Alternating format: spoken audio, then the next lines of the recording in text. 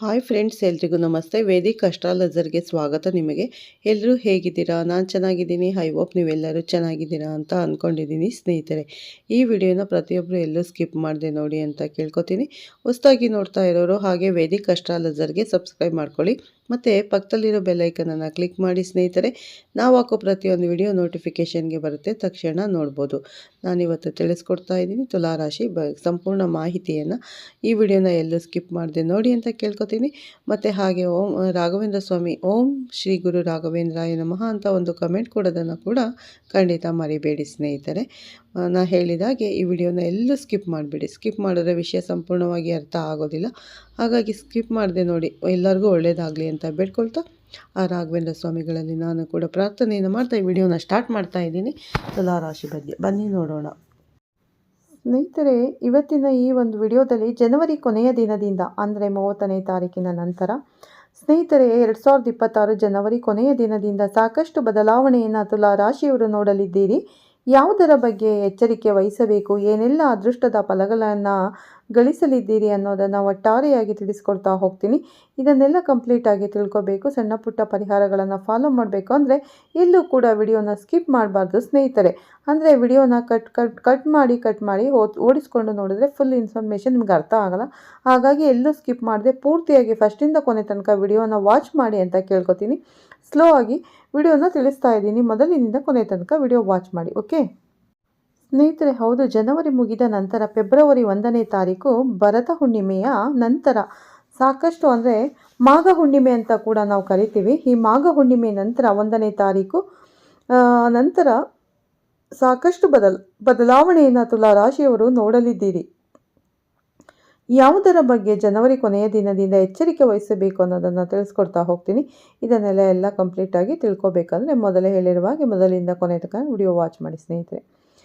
ಈ ಅದೃಷ್ಟ ರಾಶಿನ ಕುಟುಂಬದಲ್ಲಿ ಮತ್ತು ನಿಮ್ಮ ಫ್ಯಾಮಿಲಿಯಲ್ಲಿ ಸ್ನೇಹಿತರೆ ಹೊಂದಿದರೆ ತಪ್ಪದೆ ಅವರಿಗೂ ಕೂಡ ವಿಡಿಯೋನ ಶೇರ್ ಮಾಡಿ. ಯಾಕಂದರೆ ನಿಮ್ಮ ಕಡೆಯಿಂದ ಅವರ ಅದೃಷ್ಟ ಭವಿಷ್ಯವನ್ನು ತಿಳ್ಕೊಂಡಂಗೆ ಆಗುತ್ತೆ. ಓಕೆ, ವಿಡಿಯೋಗೆ ಕಡೆ ಗಮನ ಕೊಟ್ಬಿಡೋಣ. ಜನವರಿ 29ರಿಂದ ಅಂದರೆ 29ರ ನಂತರ ವೇಗವಾಗಿ ಪ್ರಾರಂಭವಾಗುತ್ತದೆ. ನಿಮ್ಮ ಮನಸ್ಸು ಸಕ್ರಿಯವಾಗಿರುತ್ತದೆ ಮತ್ತು ನೀವು ಅನೇಕ ಸಣ್ಣ ಕರೆಗಳು, ಕಿರು ಪ್ರಯಾಣಗಳು ಮತ್ತು ಯೋಜನೆಗಳನ್ನು ನಿಭಾಯಿಸಬಹುದು.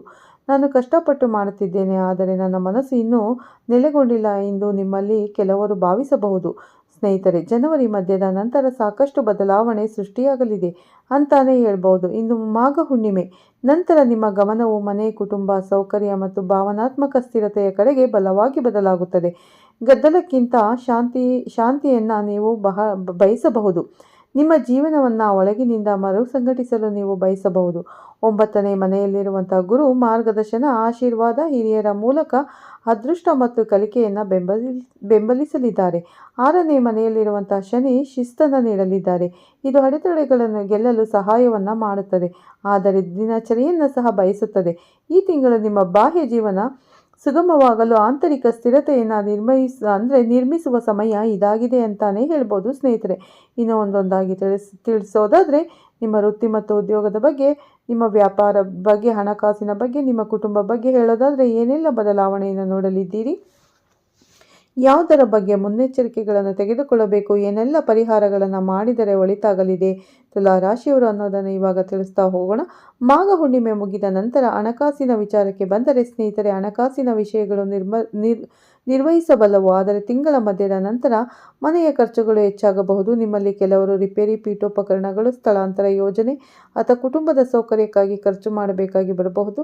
ಭಾವನಾತ್ಮಕ ಖರ್ಚುಗಳನ್ನು ಆದಷ್ಟು ತಪ್ಪಿಸಿ, ಯಾಕಂದರೆ 5ನೇ ಮನೆಯಲ್ಲಿರುವಂಥ ರಾಹು ಬಯಕೆಯ ಖರೀದಿಗಳನ್ನು ಪ್ರಚೋದಿಸಬಹುದು. ಮನೋರಂಜನೆ ಮತ್ತು ಮಕ್ಕಳ ಬೇಡಿಕೆಗಳು, ಐಷಾರಾಮಿ ಅಥವಾ ಆನ್ಲೈನ್ ಶಾಪಿಂಗ್, ನೀವು ಇದನ್ನು ನಿಯಂತ್ರಿಸಿದರೆ ಉಳಿತಾಯ ಸುಧಾರಿಸಲಿದೆ ಸ್ನೇಹಿತರೆ. ಸೊ ಹಾಗಾಗಿ ಖರ್ಚು ಮಾಡಿ, ಬಟ್ ಅನಗತ್ಯ ಖರ್ಚುಗಳಿಂದ ಆದಷ್ಟು ದೂರವಿದ್ದರೆ ಒಳಿತು. ಗುರು ಬುದ್ಧಿವಂತ ನಿರ್ಧಾರಗಳನ್ನು ಮತ್ತು ಆಶೀರ್ವಾದಗಳನ್ನು ಬೆಂಬಲಿಸಲಿದ್ದಾರೆ. ನಿಮ್ಮಲ್ಲಿ ಕೆಲವರು ಹಿರಿಯರು, ಮಾರ್ಗದರ್ಶಕರು ಅಥವಾ ಅದೃಷ್ಟದ ಅವಕಾಶದಿಂದ ಬೆಂಬಲವನ್ನು ಪಡೆಯಬಹುದು. ಅದು ನಿಮ್ಮ ಹಣವನ್ನು ಉಳಿಸುತ್ತದೆ ಸ್ನೇಹಿತರೆ. ಮನಸ್ಥಿತಿಗಾಗಿ ಅಲ್ಲ, ನಿಜವಾದ ಅಗತ್ಯಕ್ಕಾಗಿ ಖರ್ಚು ಮಾಡಿ ಉಳಿತಾಗಲಿ. ಹಣಕಾಸಿನ ವಿಷಯಕ್ಕೆ ಬಂದರೆ ಸ್ನೇಹಿತರೆ, ಜನವರಿ ಕೊನೆಯ ದಿನದಿಂದ ಇನ್ನು ಹುಣ್ಣಿಮೆ ಮುಗಿದ ನಂತರವೂ ಕೂಡ ತಿಂಗಳ ಮಧ್ಯದ ನಂತರ ಮನೆಯ ಖರ್ಚುಗಳು ಹೆಚ್ಚಾಗಬಹುದು. ನಿಮ್ಮಲ್ಲಿ ಕೆಲವರು ರಿಪೇರಿ, ಪೀಠೋಪಕರಣಗಳು, ಸ್ಥಳಾಂತರ ಯೋಜನೆ ಮತ್ತು ಕುಟುಂಬದ ಸೌಕರ್ಯಕ್ಕಾಗಿ ಖರ್ಚು ಮಾಡಬೇಕಾಗಿ ಬರಬಹುದು. ಸೊ ಹಾಗಾಗಿ ಅನಗತ್ಯ ಖರ್ಚುಗಳಿಂದ ಆದಷ್ಟು ದೂರವಿರಿ ಅಂತ ಹೇಳ್ತಾ, ಇನ್ನು ನಿಮ್ಮ ವೃತ್ತಿ ಮತ್ತು ಉದ್ಯೋಗದ ಬಗ್ಗೆ ಹೇಳೋದಾದರೆ, ಕೆರಿಯರ್ ಮತ್ತು ಜಾಬ್ ಬಗ್ಗೆ ಹೇಳೋದಾದರೆ ಏನೆಲ್ಲ ಬದಲಾವಣೆಯನ್ನು ನೋಡಲಿದ್ದೀರಿ ಅಂದರೆ ಸ್ನೇಹಿತರೆ, ಮನೆಗೆ ಸಂಬಂಧಿಸಿದ ವಿಷಯಗಳು ನಿಮ್ಮ ಗಮನವನ್ನು ಸೆಳೆಯಬಹುದು. ನೀವು ಇನ್ನೂ ನಿಮ್ಮ ಕೆಲಸವನ್ನು ಮಾಡುತ್ತೀರಿ ಅಂದರೆ ಮಾನಸಿಕವಾಗಿ ನೀವು ಕೌಟುಂಬಿಕ ಅಗತ್ಯಗಳು, ಆಸ್ತಿ ಸಮಸ್ಯೆಗಳು ಅಥವಾ ಭಾವನಾತ್ಮಕ ಒತ್ತಡ ಬಗ್ಗೆ ಯೋಚಿಸಬಹುದು. ನಿಮ್ಮಲ್ಲಿ ಕೆಲವರು ರಜೆ ತೆಗೆದುಕೊಳ್ಳಲು, ಮನೆಯಿಂದಲೇ ಕೆಲಸ ಮಾಡುವ ಅಥವಾ ದಿನಚರಣೆಯನ್ನು ಬದಲಾಯಿಸಲು ಬಯಸಬಹುದು. ಮತ್ತೆ ನಿಮ್ಮ ಕೆಲಸವು ಸಂವಹನ ಮತ್ತು ಸಮನ್ವಯವನ್ನು ಒಳಗೊಂಡಿರಬಹುದು. ನಿಮ್ಮಲ್ಲಿ ಕೆಲವರು ಸಭೆಗಳಲ್ಲಿ ಭಾಗವಹಿಸಬಹುದು, ಕರೆಗಳನ್ನು ನಿಭಾಯಿಸಬಹುದು. ಮತ್ತು ಹುಣ್ಣಿಮೆ ಮುಗಿದ ನಂತರ ಕೆಲಸಕ್ಕಾಗಿ ಸ್ಥಳೀಯವಾಗಿ ಪ್ರಯಾಣಿಸಬಹುದು. ನೀವು ಮಾರಾಟ, ಮಾರ್ಕೆಟಿಂಗ್, ಶಿಕ್ಷಣ, IT ಬೆಂಬಲ, ಕ್ಲೈಂಟ್ ಸಮನ್ವಯ ನಿರ್ವಹಣೆಯಲ್ಲಿ ಇದ್ದರೆ ನೀವು ಬ್ಯುಸಿಯಾಗಿರುತ್ತೀರಿ, ಆದರೆ ಉತ್ಪಾದಕರಾಗ್ತೀರಿ ಅಂತಾನೆ ಹೇಳಬಹುದು. ಸ್ನೇಹಿತರೆ, 6ನೇ ಮನೆಯಲ್ಲಿರುವಂಥ ಶನಿ ಸ್ಥಿರ ಪ್ರಗತಿಯನ್ನು ಬೆಂಬಲಿಸಲಿದ್ದಾರೆ. ನೀವು ಆಯಾಸವನ್ನು ಅನುಭವಿಸಿದರೂ ಕೂಡ ಒತ್ತಡ ನಿಭಾಯಿಸುವಂತಹ ನಿಮ್ಮ ಸಾಮರ್ಥ್ಯ ಸುಧಾರಿಸುತ್ತದೆ. ಈ ತಿಂಗಳು ನಾಟಕೀಯ ವೃತ್ತಿ ಜೀವಿತಗಳಲ್ಲ ಸ್ನೇಹಿತರೆ, ಇದು ದಿನಚರಿ ಮತ್ತು ಸ್ಥಿರತೆಯನ್ನು ಬಲಪಡಿಸುವುದಕ್ಕಾಗಿ ಅನ್ನೋದನ್ನು ಗಮನದಲ್ಲಿ ಇಟ್ಕೊಳ್ಳಿ. ನಿಮ್ಮಲ್ಲಿ ಕೆಲವರು ಹೊಸ ಜವಾಬ್ದಾರಿಯನ್ನು ಪಡೆಯಬಹುದು, ಆದರೆ ಮೊದಲಿಗೆ ಅದು ತುಂಬ ಹೆಚ್ಚು ಎಂದು ನಿಮಗೆ ಅನಿಸಬಹುದು. ಆದರೆ ಶಿಸ್ತಿನಿಂದ ನೀವು ಅದನ್ನು ನಿಭಾಯಿಸಬಲ್ಲಿರಿ. ಒತ್ತಡವನ್ನು ವೈಯಕ್ತಿಕವಾಗಿ ತೆಗೆದುಕೊಳ್ಳಬೇಡಿ. ನಿಮ್ಮ ದಿನಚರಿ ಸ್ಥಿರವಾದಾಗ ಕೆಲಸವು ಸುಗಮವಾಗಿರುತ್ತದೆ. ಸೊ ಹಾಗಾಗಿ ಕೆಲಸದಲ್ಲಿ ಪ್ರೀತಿ, ವಿಶ್ವಾಸದಿಂದ, ತಾಳ್ಮೆಯಿಂದ ಮಾಡುವುದು ಬಹಳ ಮುಖ್ಯ. ಇನ್ನು ಕುಟುಂಬ ಮತ್ತು ಸಂಬಂಧಗಳ ಬಗ್ಗೆ ಹೇಳೋದಾದರೆ ಏನೆಲ್ಲ ಬದಲಾವಣೆಯನ್ನು ನೋಡಲಿದ್ದೀರಿ, ಯಾವುದರ ಬಗ್ಗೆ ಎಚ್ಚರಿಕೆ ವಹಿಸಬೇಕು, ಏನೆಲ್ಲ ಪರಿಹಾರಗಳನ್ನು ಮಾಡಬೇಕು ಅನ್ನೋದನ್ನು ತಿಳಿಸ್ಕೊಡ್ತಾ ಹೋಗ್ತೀನಿ ಸ್ನೇಹಿತರೆ. ಕುಟುಂಬ ಮತ್ತು ವೈಯಕ್ತಿಕ ಜೀವನದ ಬಗ್ಗೆ ಹೇಳೋದಾದರೆ ತಿಂಗಳ ದ್ವಿತೀಯಾರ್ಧದಲ್ಲೂ ಕೂಡ ಅಥವಾ ಸ್ನೇಹಿತರೆ ಮಾಘ ಹುಣ್ಣಿಮೆ ಮುಗಿದ ನಂತರನೂ ಕೂಡ ಸಂಬಂಧಗಳು ಭಾವನಾತ್ಮಕವಾಗಿ ಪ್ರೇಮಮುಖವಾಗಿರುತ್ತವೆ. ನೀವು ಕುಟುಂಬದಲ್ಲಿ ಹೆಚ್ಚು ಉಷ್ಣತೆ ಅಂದರೆ ಅರ್ಥ ಮಾಡಿಕೊಳ್ಳುವಿಕೆಯನ್ನು ಬಯಸಬಹುದು. ಒಂದು ವೇಳೆ ಅದು ಸಿಗದಿದ್ದರೆ ನೀವು ಮೌನವಾಗಬಹುದು ಅಥವಾ ಆಂತರಿಕವಾಗಿ ಅಸಮಾಧಾನಗೊಳ್ಳಬಹುದು. ಸ್ನೇಹಿತರೆ, ಜನವರಿ 8ರಿಂದ ನಂತರ ಫೆಬ್ರವರಿ 1ನೇ ತಾರೀಕು ಮಾಘ ಹುಣ್ಣಿಮೆ ಅಂದರೆ ಜನವರಿ ಮುಗಿದ ನಂತರ 4ನೇ ಮನೆಗೆ ಬರುವಂಥ ಕುಜ ಮನೆಯಲ್ಲಿ ಕೋಪವನ್ನು ಉಂಟು ಮಾಡಬಹುದು. ಆದಷ್ಟು ತಾಳ್ಮೆಯಿಂದ ಇರಿ. ಸಣ್ಣ ಸಮಸ್ಯೆಗಳು ದೊಡ್ಡದಾಗಿ ಕಾಣಿಸಬಹುದು. ಆದ್ದರಿಂದ ತಾಯಿ ಕುಟುಂಬದೊಂದಿಗೆ ವಾದ ವಿವಾದಗಳನ್ನು ಆದಷ್ಟು ತಪ್ಪಿಸಿ ಮತ್ತು ತಕ್ಷಣ ಪ್ರತಿಕ್ರಿಯಿಸಬೇಡಿ. ಪ್ರೀತಿಯ ವಿಷಯಗಳಲ್ಲಿ 5ನೇ ಮನೆಯಲ್ಲಿರುವಂಥ ರಾಹು ತೀವ್ರತೆಯನ್ನು ಸೃಷ್ಟಿಸಲಿದ್ದಾರೆ. ಬಲವಾದ ಆಕರ್ಷಣೆ, ಬಲವಾದ ನಿರೀಕ್ಷೆಗಳು ಮತ್ತು ಕೆಲವೊಮ್ಮೆ ನೀವು ಸಂಬಂಧದಲ್ಲಿ ಇದ್ದರೆ ಸಂವಹನವನ್ನು ಸ್ಪಷ್ಟವಾಗಿ ಇಡಿ. ನಿಮ್ಮಲ್ಲಿ ಕೆಲವರು ಕೌಟುಂಬಿಕ ಕಾರ್ಯಕ್ರಮದಲ್ಲಿ ಭಾಗವಹಿಸಬಹುದು. ಮನೆಯಲ್ಲಿ ಅಶಾಂತಿ ಮತ್ತು ಈ ತಿಂಗಳು ನಿಮ್ಮ ಅತಿ ದೊಡ್ಡ ಶಕ್ತಿಯಾಗಿರುತ್ತದೆ. ಅಥವಾ ಮನೆ ಆಸ್ತಿ ಸಂಬಂಧಿಸಿದ ಸುದ್ದಿಗಳನ್ನು ಪಡೆಯಬಹುದು. ಒಳಿತಾಗಲಿದೆ ಸ್ನೇಹಿತರೆ. ಮನೆ, ವಾಹನ, ಆಸ್ತಿಯನ್ನು ಖರೀದಿ ಮಾಡೋ ಕನಸು ನನಸಾಗಲಿದೆ ಅಂತಾನೆ ಹೇಳ್ಬೋದು. ಮನೆಯಲ್ಲಿ ಕೂಡ ಒಂದು ಶುಭ ಕಾರ್ಯ ನಡೆಯಲಿದೆ, ಅದರಲ್ಲಿ ನೀವು ಕೂಡ ಭಾಗವಹಿಸಲಿದ್ದೀರಿ ಸ್ನೇಹಿತರೆ. ಇನ್ನು ನಿಮ್ಮ ಹೆಲ್ತ್ ಬಗ್ಗೆ ಹೇಳೋದಾದರೆ, ನಿಮ್ಮ ಆರೋಗ್ಯದ ಬಗ್ಗೆ ಹೇಳೋದಾದರೆ ಏನೆಲ್ಲ ಬದಲಾವಣೆ ಈ ತಿಂಗಳು ಸೂಚಿಸಲಾಗಿದೆ, ಯಾವುದರ ಬಗ್ಗೆ ಎಚ್ಚರಿಕೆ ವಹಿಸಬೇಕಂದ್ರೆ ಮಾಘ ಹುಣ್ಣಿಮೆ ಅಥವಾ ಭರತ ಹುಣ್ಣಿಮೆ ಮುಗಿದ ನಂತರ ದಿನಚರಿಯನ್ನು ಪಾಲಿಸಿದರೆ ನಿಮ್ಮ ಆರೋಗ್ಯ ಸುಧಾರಿಸುತ್ತಾ ಬರುತ್ತದೆ. ಏಕೆಂದರೆ 6ನೇ ಮನೆಯಲ್ಲಿರುವಂಥ ಶನಿ ಚೇತರಿಸಿಕೊಳ್ಳಲು ಮತ್ತು ಸಮಸ್ಯೆಗಳನ್ನು ಎದುರಿಸಲು ಸಹಾಯವನ್ನು ಮಾಡಲಿದೆ. ಆದರೆ ನೀವು ಶಿಸ್ತನ್ನು ಅನುಸರಿಸಿದರೆ ಮಾತ್ರ ಒತ್ತಡವು ಜೀರ್ಣಕ್ರಿಯೆ, ನಿದ್ರೆ ಅಥವಾ ಮೈಕೈ ನೋವಿನ ಮೇಲೆ ಪರಿಣಾಮ ಬೀರಬಹುದು. ತಿಂಗಳ ಮಧ್ಯದ ನಂತರ ಭಾವನಾತ್ಮಕ ಒತ್ತಡವು ಆರೋಗ್ಯದ ಮೇಲೆ ಪರಿಣಾಮ ಬೀರಬಹುದು ಸ್ನೇಹಿತರೆ. ಈ ಸಮಯದಲ್ಲಿ ಶೀತ, ನೆಗಡಿ, ಕೆಮ್ಮು, ಜ್ವರ, ಅಸಿಡಿಟಿ ಉಂಟಾಗಬಹುದು. ಹೊಟ್ಟೆಗೆ ಸಂಬಂಧಪಟ್ಟಂಥ ಸಮಸ್ಯೆಗಳು ಬರಬಹುದು. ಸೊ ಹಾಗಾಗಿ ಆದಷ್ಟು ಚೆನ್ನಾಗಿ ನೀರನ್ನು ಕುಡಿಯಿರಿ. ಸರಿಯಾದ ಸಮಯಕ್ಕೆ ಊಟವನ್ನು ಮಾಡಿ ನಿದ್ರಿಸುವುದು ಬಹಳ ಮುಖ್ಯ. ಹೊರಗಿನ ತಿಂಡಿ ತಿನಿಸುಗಳ ಮಸಾಲೆ ಭರಿತ ಊಟವನ್ನು ಕಡಿಮೆ ಮಾಡ್ತಾ ಬನ್ನಿ. ನಿಮ್ಮ ಆರೋಗ್ಯ ಖಂಡಿತವಾಗಿ ಉತ್ತಮವಾಗಿರಲಿದೆ. ಊಟದ ಸಮಯ ಮತ್ತು ಮಲಗುವ ಸಮಯವನ್ನು ನಿಗದಿಪಡಿಸಿ ಸ್ನೇಹಿತರೆ. ನಿಮ್ಮ ಶಕ್ತಿ ಸ್ಥಿರವಾಗಿರುತ್ತದೆ ಅಂತಾನೆ ಹೇಳ್ಬೋದು. ಯಾವುದರ ಬಗ್ಗೆ ಎಚ್ಚರಿಕೆ ವಹಿಸಬೇಕು, ಏನೆಲ್ಲ ಅದೃಷ್ಟವು ನಿಮ್ಮ ಆರೋಗ್ಯದಲ್ಲಿ ಗಳಿಸಲಿದ್ದೀರಿ ಅನ್ನೋದನ್ನು ತಿಳಿಸಿಕೊಟ್ಟಿದ್ದೇನೆ. ಅದೇ ರೀತಿ ಫಾಲೋ ಮಾಡಿ ಅಂತ ಹೇಳ್ತಾ, ನಿಮ್ಮ ವ್ಯವಹಾರದ ಬಗ್ಗೆ ಹೇಳೋದಾದರೆ ನಿಮ್ಮ ಪಾಲುದಾರಿಕೆ ವ್ಯವಹಾರ, ವ್ಯಾಪಾರದಲ್ಲಿ ಏನೆಲ್ಲ ಬದಲಾವಣೆ ತುಲಾ ರಾಶಿಯವರು ನೋಡಲಿದ್ದೀರಿ, ಯಾವುದರ ಬಗ್ಗೆ ಮುನ್ನೆಚ್ಚರಿಕೆಗಳನ್ನು ತೆಗೆದುಕೊಳ್ಬೇಕನ್ನೋದಾದರೆ ಮೊದಲು ವ್ಯವಸ್ಥೆಯನ್ನು ಸುಧಾರಿಸಿ ನಂತರ ವಿಸ್ತರಣೆ ಅಂತಾನೆ ಹೇಳ್ಬೋದು. ವ್ಯಾಪಾರ ವ್ಯವಹಾರದಲ್ಲಿ ಯಾರನ್ನು ಕೂಡ ಕುರುಡಾಗಿ ನಂಬಿ ಸಾಲ ಕೊಡುವುದಕ್ಕೂ ಹೋಗಬೇಡಿ, ಸಾಲ ತೆಗೆದುಕೊಳ್ಳಬೇಡಿ. ಇದರಿಂದ ಸಮಸ್ಯೆಗಳು ಒಂದೊಂದಾಗಿ ಉದ್ಭವವಾಗಲಿದೆ. ಸೊ ಹಾಗಾಗಿ ಮಾಘ ಹುಣ್ಣಿಮೆ ಮುಗಿದ ನಂತರ ಗಮನವು ಆಂತರಿಕ ನಿರ್ವಹಣೆ ಮತ್ತು ಸ್ಥಿರತೆಯತ್ತ ಬದಲಾಗುತ್ತದೆ. ಅಪಾಯಕಾರಿ ಆದಷ್ಟು ತಪ್ಪಿಸಿ, ಅಪಾಯಕಾರಿ ಉಪಾಯಗಳನ್ನು ತಪ್ಪಿಸಿ, ವಿಸ್ತರಣೆಯನ್ನು ತಪ್ಪಿಸಿ ಮತ್ತು ಸುಗಮ ವಿತರಣೆ ಮತ್ತು ಗ್ರಾಹಕರ ತೃಪ್ತಿಯತ್ತ ಗಮನ ಹರಿಸಿ. ವ್ಯಾಪಾರ ಮಾಲೀಕರು ದ್ವಿತೀಯಾರ್ಧದಲ್ಲಿ ಸಂವಹನ ಮತ್ತು ನೆಟ್ವರ್ಕಿಂಗ್ ಅಂದರೆ ಮೂಲಕ ಉತ್ತಮ ಪ್ರತಿಕ್ರಿಯೆ ಕಾಣಬಹುದು. ಮಾರ್ಕೆಟಿಂಗ್, ಪ್ರಚಾರ ಅಥವಾ ಸ್ಥಳೀಯ ಸಂಪರ್ಕಗಳ ಫಲಿತಾಂಶವನ್ನು ನಿಮಗೆ ನೀಡಲಿದೆ ಅಂತ ಹೇಳ್ಬೋದು. ವ್ಯಾಪಾರ ವ್ಯವಹಾರದಲ್ಲಿ ಹೂಡಿಕೆಯನ್ನು ಮಾಡ್ತೀನಿ ಅಂದರೆ ಸ್ನೇಹಿತರೆ, ಹುಣ್ಣಿಮೆ ಮುಗಿದ ನಂತರ ಫೆಬ್ರವರಿ 1ನೇ ತಾರೀಕು ಭರತ ಹುಣ್ಣಿಮೆ. ಈ ಹುಣ್ಣಿಮೆ ಮುಗಿದ ನಂತರ ಹೂಡಿಕೆ ಮಾಡಬಹುದು, ಆದರೆ ಹಿರಿಯರ ಮಾರ್ಗದರ್ಶನವನ್ನು ತೆಗೆದುಕೊಂಡು ಹೂಡಿಕೆ ಮಾಡುವುದು ಒಳಿತು.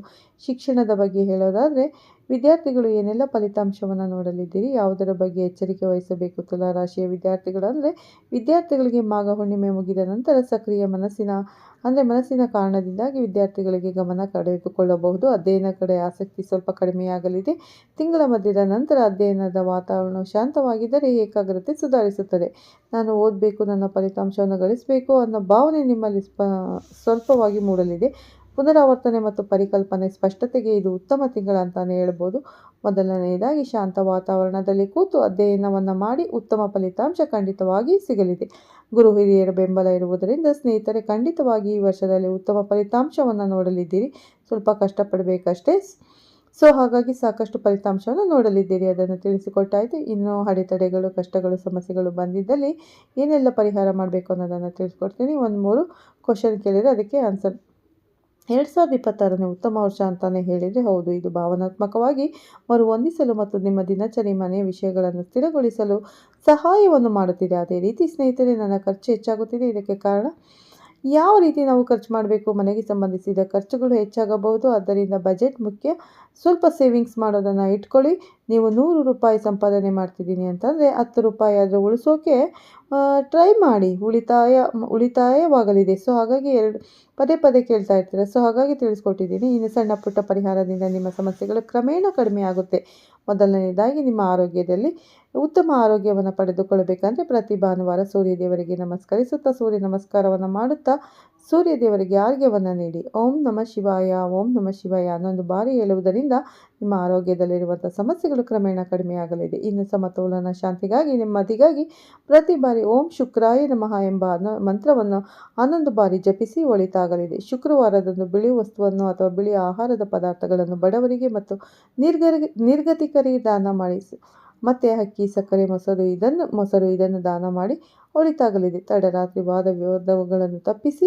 ಈ ರೀತಿ ಮಾಡುವುದರಿಂದ ನಿಮ್ಮ ಮನಸ್ಸಲ್ಲಿರುವ ಸಮಸ್ಯೆಗಳು ಕ್ರಮೇಣವಾಗಿ ಕಡಿಮೆ ಆಗಲಿದೆ. ನಿಮಗೆ ನೆಮ್ಮದಿ ಸಿಗಲಿದೆ.